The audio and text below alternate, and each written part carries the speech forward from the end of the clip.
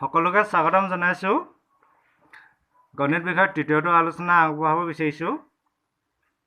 সমষ্টি নিৰ্ণয়ৰ ওপৰত আমি আজি আলোচনা কৰিম সমষ্টি নিৰ্ণয়ৰ সূত্ৰটো প্ৰথম দি ল'ব বিচাৰিছো s = n/2 2a + n-1 d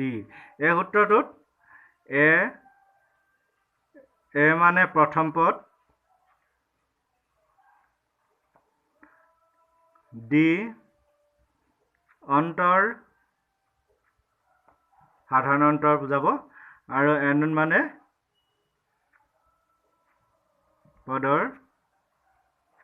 মুঠ সংখ্যা এতিয়া আমি উদাহৰণ দিব বিচাৰিছো তেতিয়া আমি সূত্ৰটো বেছিকৈ বুজি পাম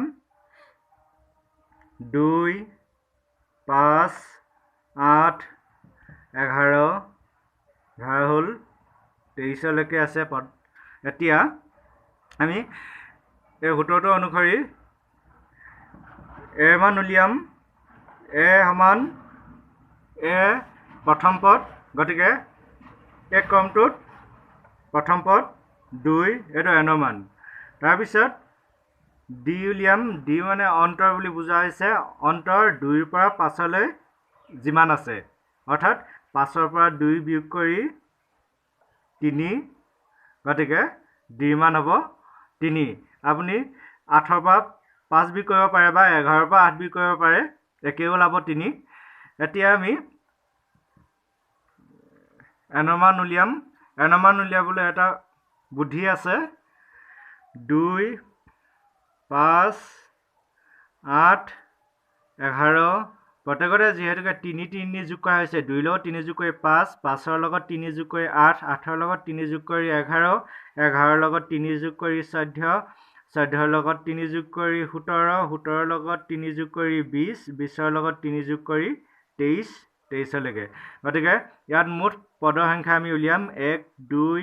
3 4 5 6 7 8 গতিকে n মান 8টা গতিকে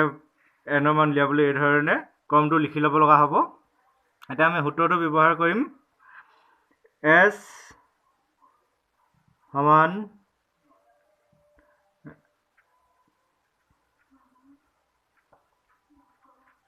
ইয়াত n মান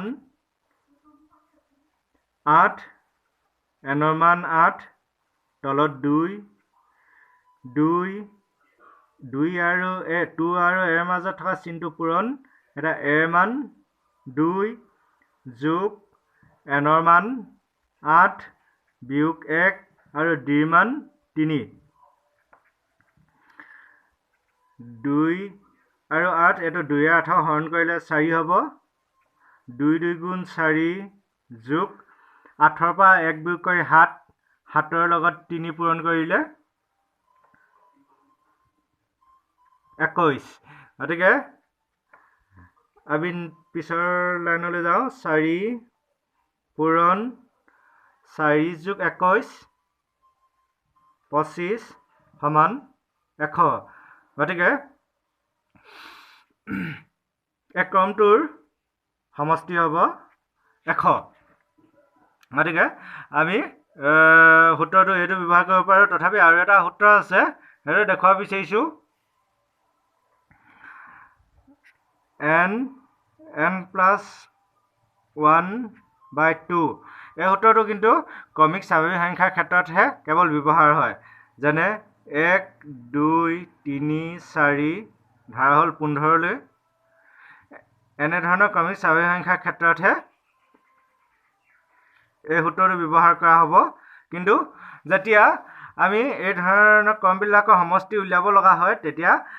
আমি সূত্ৰটো এইটোহে ব্যৱহাৰ কৰিব লাগিব গতিকে আজিৰ পৰা ইমানেই সদয়খত মোৰ চেনেলটো ছাবস্ক্ৰাইব কৰি মোক উৎসাহিত কৰিবলৈ আপোনাক বিনম্ৰ অনুৰোধ জনালোঁ